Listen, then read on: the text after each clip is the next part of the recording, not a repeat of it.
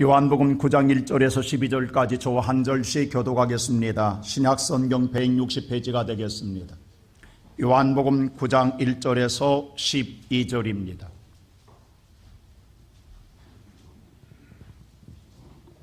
신약성경 160페이지가 되겠습니다. 9장 1절 말씀 봅니다. 예수께서 길을 가실 때에 날 때부터 맹인된 사람을 보신지라. 제자들이 물어 이르되 라삐여, 이 사람이 맹인으로 난 것이 누구의 죄로 인함이니까? 자기니까 그의 부모니까? 예수께서 대답하시되 이 사람이나 그 부모의 죄로 인한 것이 아니라 그에게서 하나님이 하시는 일을 나타내고자 하심이라. 때가 아직 나심에 나를 보내신 이의 일을 우리가 하여야 하리라. 밤이 오리니 그때는 아무 일도 할 수 없느니라. 내가 세상에 있는 동안에는 세상의 빛이로라. 이 말씀을 하시고 땅에 침을 뱉어 진흙을 이겨 그의 눈에 바르시고 이르시되 실로암 못에 가서 씻으라 하시니 실로암은 번역하면 보냄을 받았다는 뜻이라. 이에 가서 씻고 밝은 눈으로 왔더라. 이웃 사람들과 전에 그가 거린인 것을 보았던 사람들이 이르되 이는 앉아서 구걸하던 자가 아니냐. 어떤 사람은 그 사람이라 하며 어떤 사람은 아니라 그와 비슷하다 하거늘 자기 말은 내가 그라 하니. 그들이 묻되 그러면 내 눈이 어떻게 떠졌느냐. 대답하되 예수라는 그 사람이 진흙을 이겨 내 눈에 바르고 나더러 실로암에 가서 씻으라 하기에 가서 씻었더니 보게 되었노라. 그들이 이르되 그가 어디 있느냐. 이르되 알지 못하노라 하니라. 아멘. 오늘 예수님께서 지나가시다 한 맹인을 만나게 됩니다. 그 만난 맹인을 그냥 지나가는 독특한 방법을 통해서 예수 그리스도께서 눈을 뜨게 하시는 사건을 통하여 우리에게 새로운 세계를 열어준 말씀이 본문에 기록되어 있습니다. 이때 제자들은 궁금했어요. 뭐가 궁금했냐 하면 그들의 보편적인 생각으로 통하여서 이것이 왜 원인이 어디에 있는가라는 것이었습니다. 그때 예수님은 첫째로 거기에 하나님의 뜻이 있다라는 사실을 알려주고 있습니다. 사람은 그렇습니다. 무슨 문제가 생겼을 때 항상 뭘 먼저 생각하게 되냐면 이렇게 일어난 일의 원인이 무엇일까? 이건 모든 사람들이 궁금해하는 일들입니다. 오늘 제자들은 소경을 보고 그 생각을 했어요. 그래서 오늘 이렇게 질문을 합니다. 2절 한번 다 같이 읽어볼까요? 다 같이 오늘 2절 말씀 시작. 제자들이 이르되 라삐여, 이 사람이 맹인으로 난 것이 누구의 죄로 인함이니까? 자기니까 그의 부모니? 이 사람 맹인인 것이 누구 죄 때문입니까? 자기입니까? 아니면 부모님입니까? 그도 그럴 것이 인과응보의 법칙에 의해서 무언가 하나님께서는 반드시 벌에 대한 오늘 징벌로 말미암아 우리에게 징벌을 내릴 때가 있다라는 거죠. 그렇기 때문에 그것이 자신의 죄 때문인가 아니면 부모의 죄 때문인가. 왜 부모까지 생각하게 되느냐? 바로 하나님께서 모세를 통해 말씀한 것이 있거든요.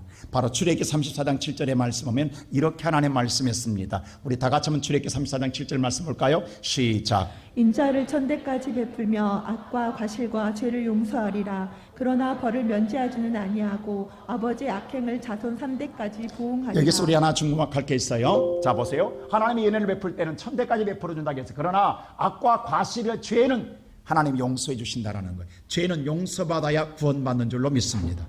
근데 우리가 한 가지 오해하지 마세요. 죄는 용서하나 그 죄에 대한 과실에 벌은 준다라는 거예요. 벌은 면제하지 아니하고 아버지의 악행은 자손 3, 4대까지 가리라는 거예요.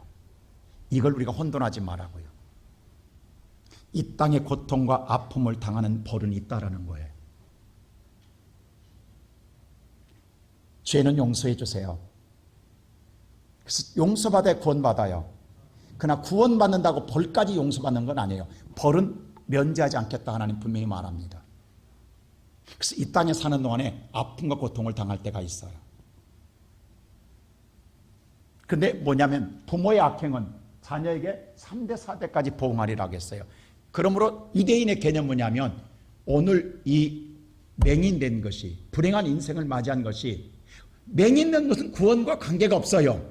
맹인돼서도 구원은 받아요. 그러나 그가 고통의 삶을 평생 살아가는 이 벌은 자기의 죄입니까? 부모로부터 내려온 죄입니까? 이게 궁금했던 거예요.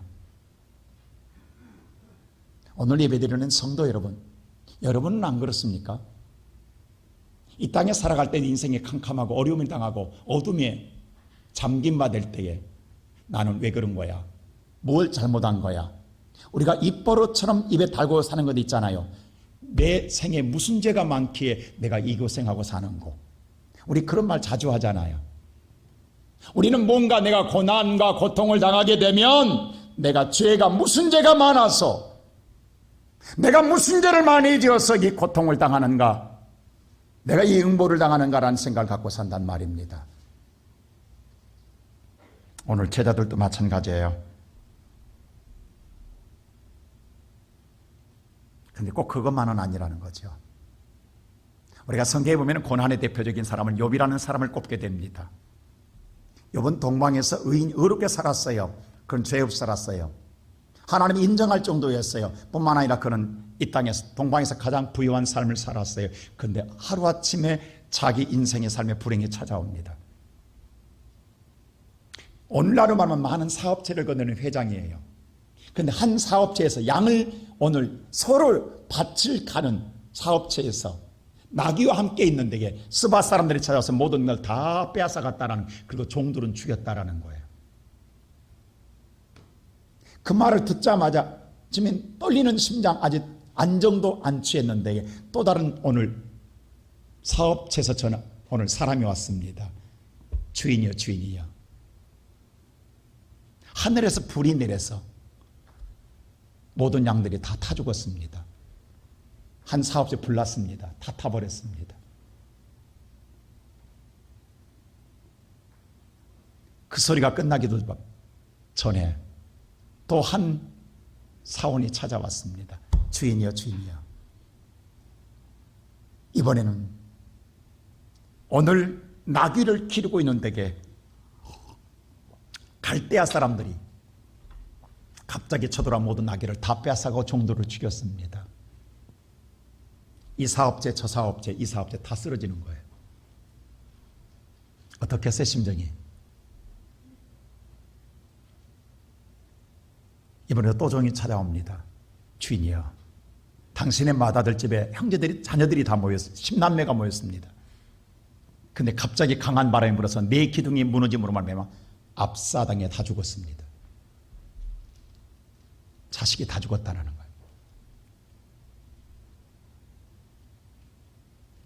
어떡하겠어요, 여러분? 자신의 마음을 추스릴 겨를도 없어요. 우리 속담에 그런 말 있잖아요. 호랭이 12번 물려가도 정신만 차리면 산다고. 그래도 욥이라도 정신 차려야 될 것 아닌가? 그래야 일어날 것 아니겠어요? 근데 욥도 자신이 병들어 주저앉게 됩니다. 더 이상 회복할 수가 없어요. 그것을 보고 희망이 없다고 생각한 나머지 아내가 그만 도망가고 맙니다. 욥은 버림받은 인생이 됐어요. 새 친구들 날마다 욥을 비웃고 조롱합니다. 세상 어디에도 욥을 의지할 곳이 없습니다. 여러분, 인생이 이 정도의 삶을 갖게 되면 더 이상 살고 싶은 생각 없잖아요. 근데 그때 욥은 욥기서 1장 21절 이런 고백을 합니다. 내가 모태에 알몸으로 나왔음에 알몸으로 돌아가나니 주신이도 여호와시요 내게서 가져가시도 여호와시나니 나는 오직 여호와를 찬송하리로다. 뭐라 하냐면 오늘 내가 이 땅에 태어날 때 아무것도 가지고 오지 않았습니다. 그러나 하나님이 때를 따라 내게 주었습니다. 그리고 하나님이 때를 따라 가져갔습니다. 내게 주시든 가져가든 간에 내가 할 일은 그 하나님을 찬양할 뿐입니다. 그리고 내가 모든 일에 범죄하지 아니하고 오직 하나님을 원망하지 아니하리로다. 왜 원망 안 해요? 원망해야지. 하나님, 내가 이렇게 믿음으로 살았는데, 내가 의롭게 살았는데 왜 내게 이런 고난이 찾아오냐고 따져야 될 것 아니겠어요? 그런데 욥은 그냥 받아들이는 거예요. 오늘 제자들 보세요. 소경 하나를 놓고 누구냐고, 원인이 어디 있냐고, 누구 때문이냐고 그 원인을 따지고 싶은 거예요. 탓하고 싶은 거예요. 그때 예수님 뭐라고 말하냐면 3절이 이렇게 말합니다. 오늘 그러한 제자들에게 예수님은 3절에 뭐라고 말하냐면 다 같이 하는 3절 말씀 볼까요? 시작. 예수께서 대답하시되 이 사람이나 그의 부모의 죄로 인한 것이 아니라 그에게서 하나님이 하시는 일을 나타내고자 하심이라. 오늘 이다가 맹인된 것은 이 사람의 죄도 아니요 부모의 죄도 아니다. 이 일을 통하여 하나님이 하고자 하는 일이 있다라는 거예요. 하나님의 뜻이 있다라는, 이 속에 있다라는 더 깊은 뜻이 있다라는 거예요. 너희들은 지금 현상만 보고 이야기하지, 현상 뒤에 숨어있는 하나님의 심오한 뜻이 있다라는 거예요. 그것을 하나님이 오늘 예수께서 알려주고 계시게 하고 우리에게 밝혀주고 싶다라는 거예요.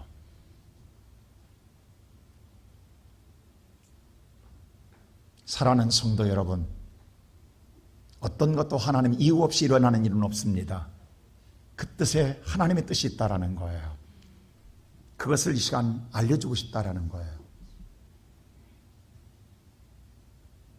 여러분, 살아가다가 인생에 답답한 일을 만나잖아요. 오늘날 같으면 우리 먹고 사는 문제 너무 힘들잖아요. 또 여러분의 희망이 희미하게 사라져갈 때에, 또 내 인생의 고난이 길어지고 터널이 깊어져 갈 때에 어떤 생각 드세요? 누군가를 탓하고 싶은 생각 안 드세요?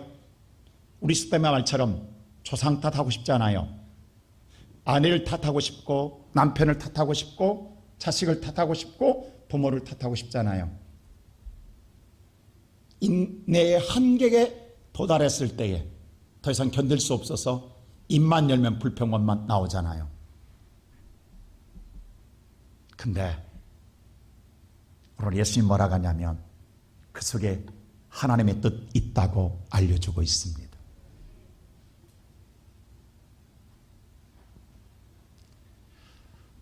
육의 눈으로 볼 때는 그 사람은 앞을 못 본 맹인이에요.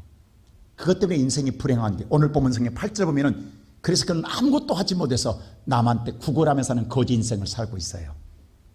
자, 인생의 장애를 갖고 있으므로 그것으로 말미암아 삶도 고달퍼졌어요. 근데 이게 평생 이렇게 살았다라는 거예요. 얼마나 불행한 인생입니까? 외적으로 볼 때. 근데 자기의 노력으로는 해결할 수가 없어요. 그냥 그것이 나의 운명이라니라고 참고 살아가야 돼요. 이것이 이 사람에게 보여준 우리 육의 눈으로 본 전부예요. 근데 예수께서는 그것만이 아니다. 그를 통하여 하나님의 나타내고자 하는 뜻이 있다라는 거예요. 그게 뭘까요? 여러분 궁금하지 않아요? 모든 사람은 그 사람이 육신의 눈으로 보지 못한 것만 보고 불행하다고 생각했어요. 자, 육신의 눈이 닫아지니까 아무것도 하지 못하고 인생의 불행한, 누군가가 구걸해서 먹고 사는 인생으로 살게 됩니다. 근데 만일에 저와 여러분이 또 다른 눈이 있다고 생각합시다. 영의 눈. 우리가 믿는 사람만은 영의 눈. 자, 육의 눈이 닫혀도 이렇게 불행해지는데 영의 눈이 닫히면 어떨 것 같아요, 여러분? 영의 눈이 닫히면. 근데 놀랍게도 에덴 동산에서 하나님이 인간을 창조한 아담과 하와는 하나님과 함께 살 때 하나님 보고 살았어요. 근데 하나님 앞에 범죄하고 난 다음에 창세기 3장 5절 보면 육신의 눈이 밝아집니다.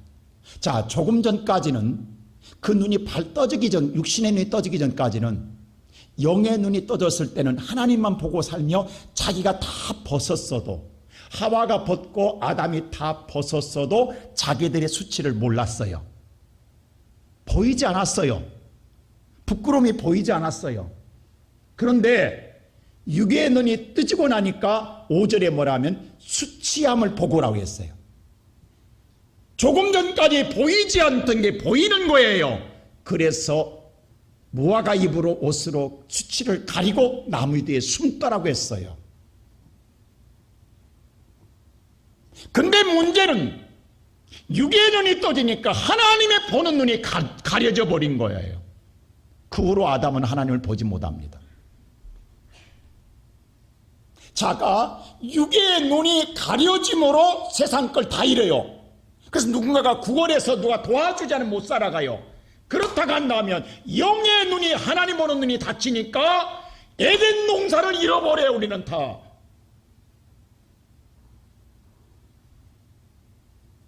그래서 우리는 저주받는 인생으로 살아가야 돼요. 그러한 여러분과 나를 다시 하나님이 사랑하사 이 땅에 구세주를 보내요.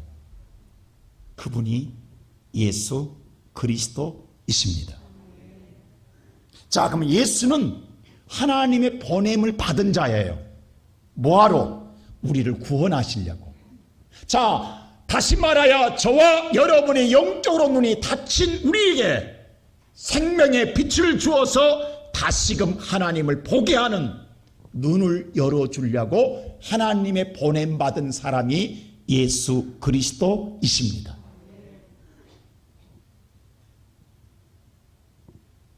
자, 그럼 생각해 봅시다. 예수님이 이 땅에 오셔서 오늘 5절에 보면 나는 세상의 빛이라고 이야기해요. 그리고 예수님이 진짜 우리 영을 떠줘요. 그게 누가복음 24장에 나오는 거예요. 누가복음 24장 30절에 예수님께서 엠마오라는 두 제자를 보시면 뭐라고 하냐면 예수님이 부활해서 그들과 같이 대화를 해요. 지금 두 제자가 슬픔을 깃들띠고 예루살렘에서 엠마오로 내려가요. 예수가 부활했다는 소식을 알면서도 내려가요. 그 내려가는 제자들을 예수님이 만납니다. 그리고 난 다음에 예수님이 떡을 떼어서 그들에게 눈을 먹여요. 그럴 때 어떤 일이 나냐면 31절에 이런 말을 해요. 자, 31절 보세요. 24장 31 시작. 그들의 눈이 밝아져 그인 줄 알아보더니 예수는 그들에게 보이지 아니하시는지라. 조금 전까지 자기와 함께 이야기한 예수가 예수인지 몰랐어요. 아니, 이거 기가 막힌 일 아니에요? 그런데 예수님의 떡을 떼주고 먹고 나니까 그들의 눈이 뭐예요? 아니, 지금 육신의 눈만 봐도 충분한 줄 알았어요. 그런데도 예수를 못 봤어요. 그런데 떡을 떼고 먹고 나니까 눈이 또 다른 눈이 밝아졌다라는, 그 영의 눈이 밝아진 거예요. 그때서야 그분이 누구다? 하나님인 걸 알았어요. 그래서 그때 찾을 때는 없더라는 거예요. 여러분, 이게 좀 놀라울 일입니다. 무슨 말인 거 아니? 오늘 여러분 곁에 예수가 있어도 우리는 못 봐요. 우리 가끔 기도하다가 신비한 환상을 볼 때가 있잖아요. 정말로 우리 영안이 열려서 그건 누구도 닫지 못해요. 정말 기도의 깊은 내면 속에 예수를 만날 때도 있고, 정말 환상 중에 내가 육의 눈을 보지 못한 영의 세계를 만날 때가 있어요. 하나님 열어줄 때가 있단 말이에요. 오늘 보면 제자들 하나님 열어주세요. 육으로 노는 것이 팩트가 전부인 줄 알았는데 그게 아니라는 거예요. 또 다른 눈이 열려지니까 예수가 보이더라는 거예요. 하나님이 보이더라는 거예요.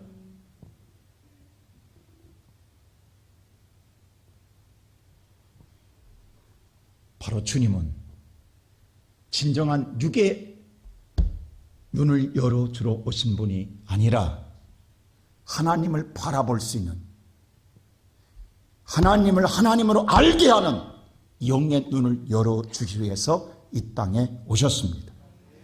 만일에 하나님을 하나님으로 보지 못하면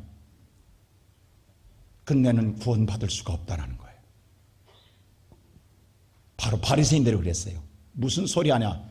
내 눈이 벌겋게 뜨고 있는데게 예수가 하나님의 아들이라고? 웃기지 마. 그는 나사렛 예수야. 그는 요셉의 아들 목수의 아들이야. 무슨 소리 하는 거야? 그가 무슨 우리의 메시아야? 그가 무슨 우리의 구세주야? 그는 분명하게 나사렛 예수의 목수의 아들이야. 그는 하나님의 아들이 아니야. 끝까지 유대인들은 예수를 하나님의 아들로 보지 못하는 거예요. 그래서 끝내 하나님의 아들이신 예수를 죽입니다. 그들이 하나님의 아들로 보았다 간다면 그들은 예수 그리스도를 영접했을 거예요. 그래서 오늘 마지막 절 39장 41절 이런 말을 한다고요. 다 끝날 때 오늘 예수님이 이 말을 합니다. 다 같이 읽어볼까요? 시작. 예수께서 이르시되 너희가 맹인이 되었더라면 죄가 없으려니와 본다고 하니 너희 죄가 그대로 있느니라. 자, 오늘 이 말씀 잘 보세요. 너희가 맹인, 차라리 눈이 감겨졌다면, 오늘 맹인처럼 눈이 감겼다 간다면 내가 눈을 떠줘서 그가 나를 보고 내가 예수인 줄 알고 믿어서 죄 사함을 얻었거니와. 근데 너희들 바리새인들은 본다고 하지 않느냐? 우리가 무슨 맹인이냐? 우리는 본다. 그는 메시아가 아니다. 그는 오늘 나사렛 예수다. 그는 요셉의 아들이다. 목수의 아들이다. 무슨 소리 하는 거냐? 우리가 뭘 못 본다고 하느냐? 보고 있지 않느냐? 라고 말하므로 네가 본다고 하니. 그래서 본다고 하니 예수를 메시아로 안 받아들이는 거예요. 그러니 내가 용서해 줄 길이 없어요. 그래서 그대로 그 죄를 놔두겠다는 거예요. 그대로 있다는 말 뭐예요? 멸망받으리라. 오늘 이 시간 예배드리는 성도 여러분, 우리가 하나님의 뜻을 모르면 여러분이 육에 생각하는 생각과 사고와 상식으로만 믿음의 생활하게 되면 우리는 예수를 보지 못합니다. 여러분의 믿음은 절대로 하나님의 진정한 뜻을 모르게 됩니다. 오늘 우리가 하나님의 뜻을 발견하고 하나님을 바라볼 때에 우리의 믿음의 열매는 귀한 은혜를 누리게 될 줄로 믿습니다. 나는 이 시간 우리 살아가는 모든 성도들이 하나님의 뜻을 깨닫고 영의 눈이 열리기를 주의 이름으로 축원합니다. 하나님의 뜻을 깨달았을 때 그 뜻을 이룰 때는 바로 내가 철저하게 죽어지고 깨져야 된다는 거예요. 하나님의 뜻을 이루기 위해서는 내가 죽어지고 내가 철저하게 깨져야만 순종할 수 있다는 겁니다. 자, 보십시다. 오늘 예수님이 4절에 이렇게 말해요. 뭐라고 말하면 이렇게 말합니다. 시작. 때가 아직 낮음에 나를 보내신 이의 일을 우리가 하여야 하리라. 밤이 오리니 그때는 아무도 일할 수 없느니라. 지금이 낮이라고 이야기해요. 낮이니까 나를 보내신 이의 일을 해야 된다고 이야기해요. 근데 곧 뭐가 온다? 밤이 온다라는 거예요. 밤이 올 때는 아무것도 못 한다라는 거예요. 낮과 밤이 뭐로 구분되냐고? 빛으로 구분되는 거예요. 근데 예수님 5절에 뭐냐면 나는 세상의 빛이라고 그래요. 그럼 다시 말하겠습니다. 예수님이 계실 때는 낮인 줄로 믿습니다. 그럼 예수님이 계실 때는 하나님의 일을 하게 되는 줄 믿습니다. 그러나 예수님이 떠나고 난 다음에 밤이 오면 하나님의 일을 할 수 있다 없다? 못합니다. 그러면 오늘 예수님께서 우리와 함께 하나님의 일을 해야 되는데 그럼 하나님의 일을 어떻게 하는가 보십시다. 다 같이 5절 보세요. 어떻게 하는가. 6절 보세요. 어떻게 하는가. 시작. 이 말씀을 하시고 땅에 침을 뱉어 진흙을 이겨 그의 눈에 바르시고. 자, 오늘 이 말씀을 주목합시다. 이 말씀을 하시고 땅에 침을 뱉어 진흙을 이겨서 그의 눈에 바르시다라고 했어요. 지금 이 사람은 맹인입니다. 앞을 보지 못합니다. 여러분, 앞을 못 본 사람도요, 윤곽은 본다고 그래요. 이렇게 조그마한 흑백으로 윤곽은 본다고 그래요. 희미하게나마. 근데 예수님이 그것을 정확하게 보게 해준다 하는 예수님께서 침을 뱉었다. 이건 가장 혐오스러운 행동입니다. 가장 비위생적입니다. 비인격적입니다. 요즘 우리 흔히 많이 쓰는 비인권적입니다. 수치, 멸시, 천대의 상징이 침뱉음입니다. 근데 예수님 침뱉어서 진흙을 땅에 이겨서 그것을 눈에 쳐바른다? 이게 누가 하고 있습니까? 예수가 하고 있습니다. 여러분, 이 말씀을 듣고 여러분 이해되십니까? 자, 오늘 여러분과 내가 세상에 상처를 입고 왔어요. 지금 내 인생의 캄캄한 괴로움 속에 마음이 품고 왔어요. 예수님의 위로를 받고 싶어요. 뭔가 빛을 보고 싶어서 왔어요. 근데 오늘 예수께서 세상에서 내가 멸시당하고 천대당하고 내가 세상에서 정말 수모를 당하고 억울한 일을 당해서 풀지 못한 이 아픔의 상처를 품고 주님 앞에 와서 뭔가 위로바로 나왔는데 주님이 더 나를 수치스럽게 하고 나를 더 멸시천대하면 견뎌낼 수 있습니까? 이 자리에서 벌떡 일어나 돌아가지. 근데 내가 생각하던 예수가 아니라는 거예요. 내가 기대했던 예수의 행동이 아니라는 거예요. 여러분, 이 말씀을 그냥 지나쳐서 안 됩니다. 어떻게 예수님이 나를 모르고 이렇게 할 수 있냐고. 지금 이 사람은 평생 태어나서 지금까지 한 번도 눈을 뜨지 못하고 남한테 구걸하며 거린으로 살았어요. 그러니 얼마나 세상에 차별당하고 수모를 당하고 수치를 당하고 멸시를 당하고 천대를 당하며 평생 동안 가슴에 한이 맺히도록 상처를 입고 살아왔겠냐고. 한번 생각해 보라고, 이 사람의 마음을. 그러면 다른 사람은 몰라도 예수만이라도 네가 세상에서 얼마나 힘들었니? 이제 내가 너를 위로하마. 따뜻한 말 한마디로 품어줘야 되는 것 아니냐고. 안 그래요, 여러분? 우리 그거 기대하고 주 앞에 나왔잖아요. 근데 세상보다 더 예수님께서 참혹하게 하면 견뎌낼 수 있겠냐고. 왜 예수님이 이렇게 하시냐고. 내가 비록 오늘 남한테 구걸해서 먹고 살지만 일말의 자존심은 있잖아요. 그것만이라도 살려줘야 되는 것 아니냐고. 나라고 하는 자존감을 세워줘야 되는 것 아니냐고. 근데 주님이 그것까지 짓밟아 버리면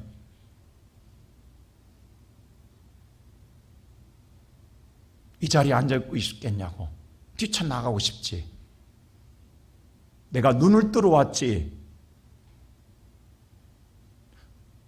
안 뜨면 안 뜨지. 이렇게는 못 살겠다고 돌아가고 싶지 않겠습니까?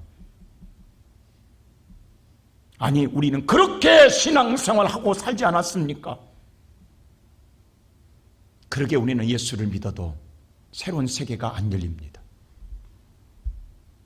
우리가 예수의 마음을 모르면, 오늘 이 성경의 말씀을, 예수의 하나님의 뜻을 모르면 우리는 떠납니다.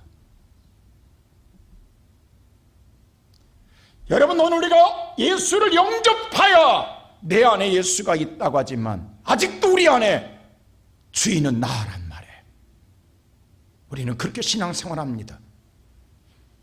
제가 세상에는 많은 집사님도 계시고 권사님도 계시고 장로님도 계시고 목사도 있습니다. 그러나 이 땅에 그리스도인이 없어요. 그리스도인이. 내 안에 예수를 영접한 그리스도인이 없다고. 직분자는 많은데 직분자는 없어도 예수를 품고 사는 그리스도인이 있어야 되는 것 아닙니까? 근데 다 우리 안에 내가 있어요. 아직도 내가 나의 주인이에요. 그래서 모든 것이 내 생각과 맞아야 하고 내 판단과 맞아야 내가 따르지. 내 생각과 다르면 우리는 거절합니다. 외면합니다. 돌아섭니다. 그리고 과감하게 우리는 뭐예요? 노합니다. 모든 기준이 나예요. 그래서 오늘날 교회 안에는 사울이 많아요. 여러분, 사울이 하나님을 잘 믿는다고 했어요. 누구보다도 열정적으로 믿었어요. 그리고 잘못 믿는 자를 더 처단하게 죽는데 자기는 조금도 양심의 가책이 없었어요. 신앙에 조금도 거리낌이 없었어요.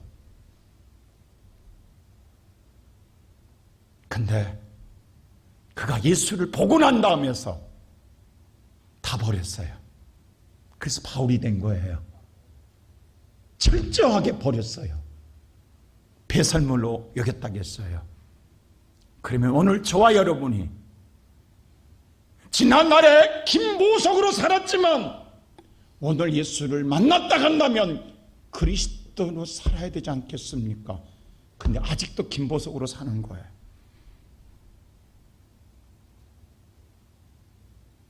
바울이 없어요. 바울이. 나는 날마다 죽노라는 바울이 없어요. 그래서 교회 안에 사울이 많기 때문에 수많은 교회에서 다툼이 일어나고, 사울이 많기 때문에 여러분, 사울이 교회를 핍박하고 예수를 핍박하고 예수를 죽입니다. 예수를 믿는 사람이 교회를 입만 열면 비방하고 예수를, 교회를 핍박해요. 이게 현실이에요. 예수를 위해 십자가를 지는 자가 없어요. 그래서 오늘날 교회가 많은 분쟁이 일어나는 건 왜 그런지 아세요? 사울끼리 싸우고 있는 거예요. 제가 아는 교회 예배당 짓고요, 앞에 강대상에 녹색 카펫들을 까냐 빨간색 카펫 때문에 교회가 분열됐다니까요. 여러분, 왜 내가 주장했는데 내 주장을 무시하냐는 거예요. 내 주장을 왜 빨간색을 까냐는 거야. 녹색을 생기 있게 깔아야지. 그걸 우겨가지고 끝내는 예배당 짓고. 여러분, 제 가까운 교회 내가 좀 많았지만 교회 지금 그 십자가 안 세웠다고 5년 동안 싸운 교회가 있다니까. 그래서 할 수 없이 목사님이 양보해서 위에는 십자가 못 세우니까 교회 옆에 벽을 헐어가지고 유리벽이거든요. 내가 어느 교회라 말 안 했는데 지금 유튜브 나가니까 동해도 그 바로 건너가면 있어요. 터널 지나가면 그 앞에서 없잖아요. 교회 2개 돼 있는데 없잖아요. 그래서 유리를 한쪽을 방향을 유리백을 틀어가지고 십자가 모형을 만들어놨어. 지금 할 수 없이. 그리고 그 교회 강대상을 옛날 큰 거 해놨어. 이렇게 긴 거. 그걸 없애고 좋은 거 했더니 그것 때문에 7년간 싸웠어. 강대상 없앴다고. 내가 해놨는데 왜 없앴냐는 거야. 내가 해놨는데. 내가 했는데 내가. 앞으로도 우리 교회 지을 건데 이런 사울 나올까 봐 걱정이야. 오늘 사랑하는 성도 여러분,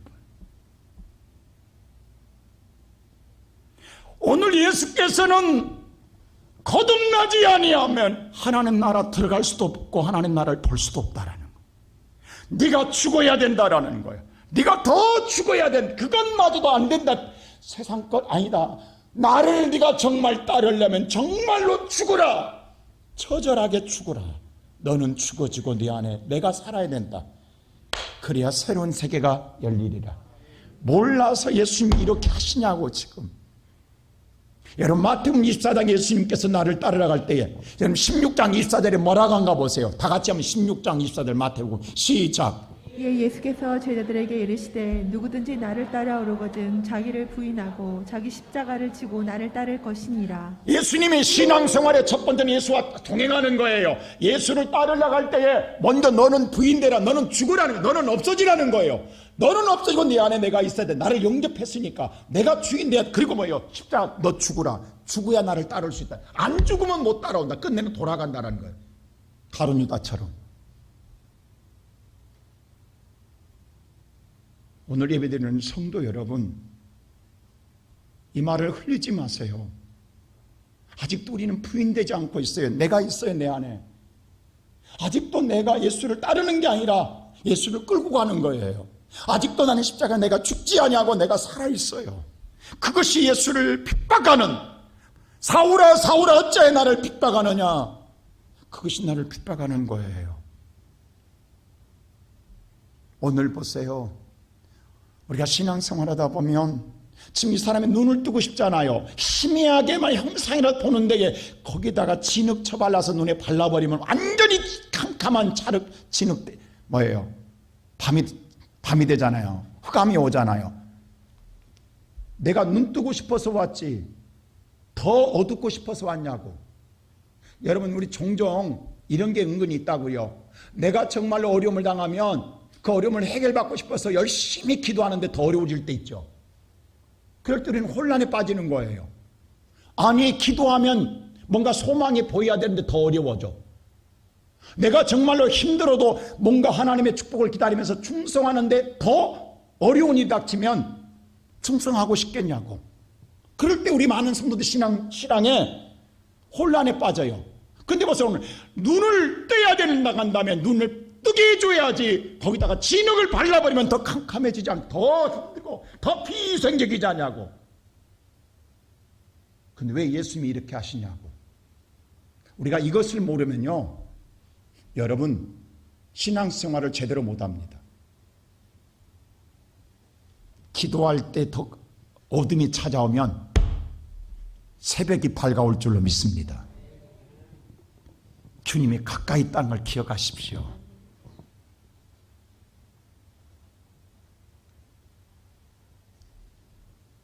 오늘 이 말씀 보면 주님은 철저하게 나를 깨부시는 거예요.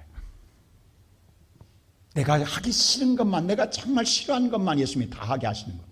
그리고 어디로 가라고 그래요? 오늘 예수님께서 7절 보세요. 어디로 가라는가? 실로암으로 가라고 합니다. 자, 어디로 가라고 그래요? 한번 오늘 말씀 7절 한번 볼까요? 다 같이 한번 7절 시작. 이르시되 실로암 못에 가서 씻으라 하시니 실로암은 번역하면 보냄을 받았다는 뜻이라. 이에 가서 씻고 밝은 눈으로 왔더라. 왜 그 많은 가운데 실로암 못으로 가라고 하냐고. 그 자리에서 눈을 밝혀주면 안 되냐고. 잘 보세요. 예수님이 그 자리에서 조용하게 아무도 모르게 은밀한 가운데 눈 떠주면 얼마나 감사해. 부끄럽잖아요. 창피하잖아요. 근데 그 진흙을 바르고 세상 모든 사람 만민이 다 보는데 실로암까지 가라. 왜 이렇게 하시냐고.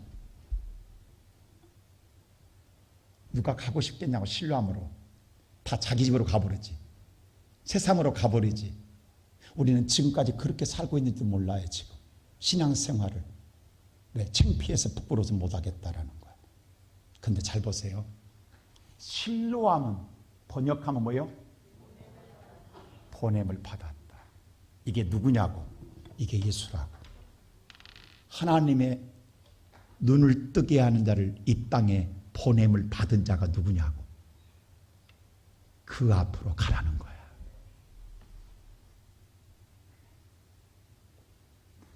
여러분과 나의 수치한 부끄러움을 짊어지고 예수 앞으로 가라는 거야. 여러분, 이게 부끄럽습니까? 예수님의 저와 여러분을 이 눈에 침뱉음과 진흙을 익은 걸 쳐바르고 온 것이 부끄럽습니까? 그 죄를 짊어지고 로마 군인한테 침뱉음을 당하고 벌거 벗겨져서 나를 따르던 지난날의 모든 백성과 내 가족 앞에서 33세 된 젊은 청년 예수가 온몸이 다 벗겨져서 만민 앞에 달려져 있는 이 수치가 더 부끄럽습니까? 어떤 것이 더 부끄럽습니까? 근데 주님은 여러분과 나를 살리기 위하여 그 부끄러움도 개의하지 아니하시고 달리십니다.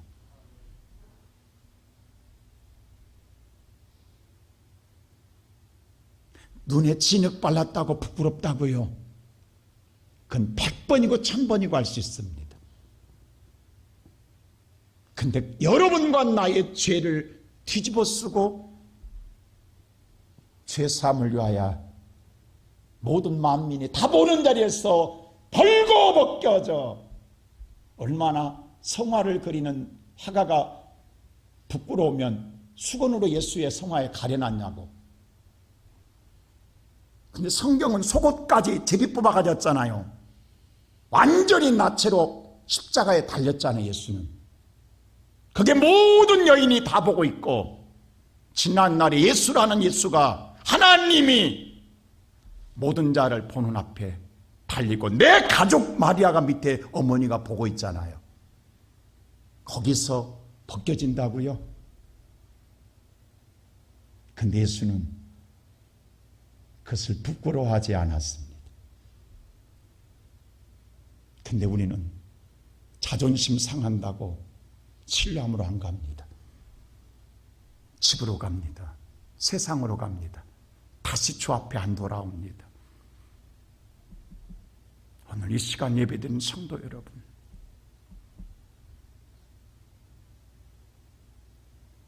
왜 이 자리에 오셨습니까?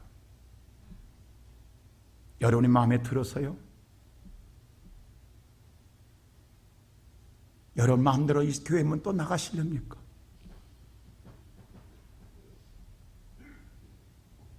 내가 죽어지고 내 안에 예수 품고 예수 따라가는 그리스도인 되기를 주의 이름으로 축원합니다. 그럴 때 마지막으로 구원이 있습니다. 거기에 구원이 있습니다. 오늘 11절 한번 다 같이 보세요. 다 같이 11절 시작. 대답하되 예수라 하는 그 사람이 진흙을 이겨 내 눈에 바르고 나더러 실로암에 가서 씻으라 하기에 가서 씻었더니 보게 되었노라. 사람들이 궁금해서 물었어요. 너 어떻게 눈 떴니? 어떻게 떴니? 오늘 모든 사람들의 관심은 어떻게 눈을 떴냐는 것을. 10절 보세요. 내 눈이 어떻게 떠졌느냐라고 할 때 11절에 그가 뭐라면 예수다. 예수가 하라는 대로 했다. 그랬더니 세상을 보게 되더라. 근데 그 예수라는 소리를 듣기 싫은 거예요. 구원자라는 소리를 듣고 싶지 않는 거예요. 그래서 이 사람들이 다시 누굴 찾아가는 아버지를 찾아가요. 자기들이 원하는 소리를 듣고 싶어서. 당신 아들이 눈을 떴는데 어떻게 떴습니까? 라고 물었어요. 근데 아버지가 저들이 예수라고 말하면 자기를 어떻게 해야 할 줄 알고 두려워, 성경에서 두려워 모른다 하더라라고 했어요. 만일에 자기마저 예수라고 하면 잡아 죽일까 봐 자기는 모른다고 합니다. 그래서 다시 또 궁금해서 다시 소경한테 찾아옵니다. 너 솔직히 말해. 어떻게 눈 떴어? 라고 묻습니다. 그래서 그가 다시 말합니다. 창세 이전에부터 지금까지 소경, 맹인이 눈 떴다는 소리를 나는 들어본 적이 없다. 하나님이 보내신 자가 아니고, 또 강조합니다. 보내신 자가 아니고 누가 눈을 뜨게 하겠느냐. 그랬더니 보내신 자라고, 하나님이 보내신 자라겠다고 그를 성전에 쫓아버립니다. 듣기 싫다고. 그래서 그가 쫓겨나와요. 쫓겨나올 때 그때 예수가 조용히 쫓겨나오는 그 맹인을 만납니다. 그래서 뭐라고 하냐면 너 나 믿니? 라고 물어요. 그러자 그가 조용히 주여 믿고 싶습니다. 그러자 예수님이 이 말을 합니다. 지금 네가 본 자가 바로 나다. 나 예수다. 지금 내가 너한테 말하고 있는 자가 예수다. 구원자다. 라고 자신을 말해줍니다. 그자 그 말을 듣자마자 더 이상 지체하지 못하고 오늘 성경 38절 보면 이렇게 말합니다. 그 자가 바로 뭐라고 그래? 시작. 이르시되 주여 내가 믿나이다 하고 절하는지라. 그 자리에서 주여 믿나이다. 그리고 경배합니다. 그러자 주님이 그 경배를 받고 이 말씀을 마지막 합니다. 39절 다 같이 시작. 예수께서 이르시되 내가 심판하러 이 세상에 왔으니. 자, 내가 세상을 심판하러 왔다라는 거예요. 우리가 심판하면 무조건 지옥에 쳐넣는 것만 심판이 아닙니다. 예수 믿는다를 구원하는 것도 심판입니다. 그래서 뭐라고 하냐면 이 세상에 왔으니, 심판을 왔으니 보지 못한, 너처럼 보지 못한 자의 영안을 열어주어 내가 메시아 예수인 걸 알아서 예수를 믿게 함으로 뭘 받게? 구원받아 죄 사함을 얻게 하고. 자, 보게 하고. 근데 저 바리새인들은 본다 안 본다?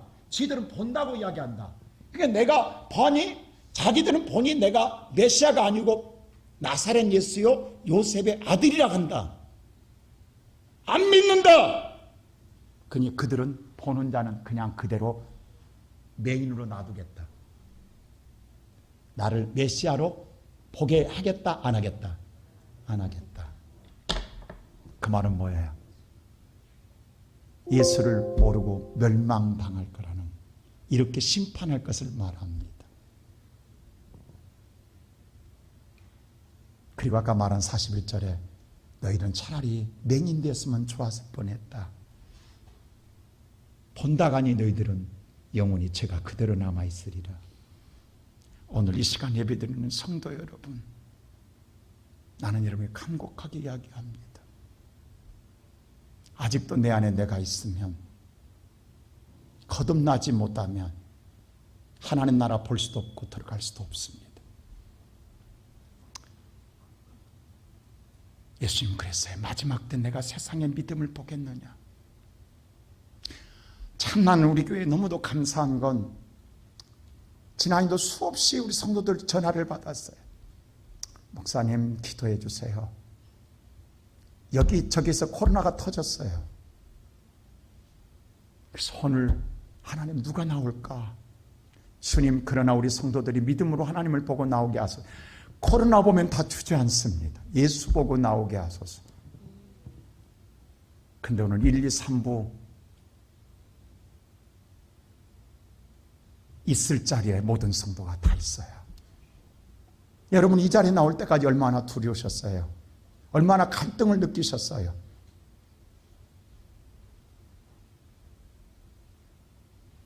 그러나 우리에게는 예수가 계십니다. 오늘 또 예수를 바라보는 자는 예수가 계신 곳에 함께 있고 예수의 보냄을 받는 자에 함께 가기에 하나님이 열어주시는 그 아담이 잃어버린 하나님 나라 주인공이 될 줄로 믿습니다. 예수는 믿는 것이 수단이 아닙니다. 더 눈이 밝아지고 싶어서 내가 지금 주식 투자하는데 혹시 하나님이 가르쳐 주어서 더 잘 되는 주식 그것 때문에 예수를 믿는 것 아닙니다. 예수는 목적입니다. 나의 구원, 나의 영혼의 구원을 위하여 믿는 것이지 수단이 아닙니다. 오늘 우리 모든 성도들이요, 세상에서 우리에게 수치를 주더라도 주님이 하나님 보내심을 받는 그 예수 앞에 한 걸음 한 걸음 오늘도 변함없이 걸어가며 하나님 나라 주인공으로 살아가는 복된 자들 되시기를 주의 이름으로 축원합니다. 기도하십시다. 거룩하신 아버지, 우리는 멸망받을 수밖에 없던 끔찍한 죄인들입니다. 육에 눈뜬 것으로 자랑하고 그것이 전부인 것 마냥, 내가 본 것만이 진실인 것 마냥 우기고 살아갑니다. 아직도 내 안에 내가 주인이고 아직도 내 안에 내가 모든 걸 판단하고 살아가는, 예수를 영접한 자가 아니라 구경꾼으로 믿고 사는, 그러면서 우리는 잘 믿는 척하고 살아가는 가증된 바리새인적 신앙입니다. 이 시간에 나를 철저하게 죽여주시고 내 안에 예수가 살아나게 하옵소서. 주님, 우리는 침뱉음이 싫었고 우리는 진흙을 이겨주는 것이 싫어서 도망갔고 피하였고 어찌 하나님이 이럴 수 있느냐고 원망했던 죄인입니다. 이제는 피하지 않게 하시고 내가 더 죽어지고 내가 더 철저히 낮아지고 내가 없어지고 오직 예수가 내 안에 살아 예수의 보냄을 받은 예수 앞에 날마다 서서 하나님의 영광을 바라보고 살아가는 우리 모든 복된 성도들 되게 하옵소서. 특별히 기도합니다. 코로나로 힘든 성도들 있습니다. 여호와가 치료하시며 저들을 강건하게 하시며 어떤 예도 받지 않도록 하나님께서 보호해 주시고 지켜 주시옵소서. 감사하고 예수 그리스도 이름으로 기도하옵나이다. 아멘.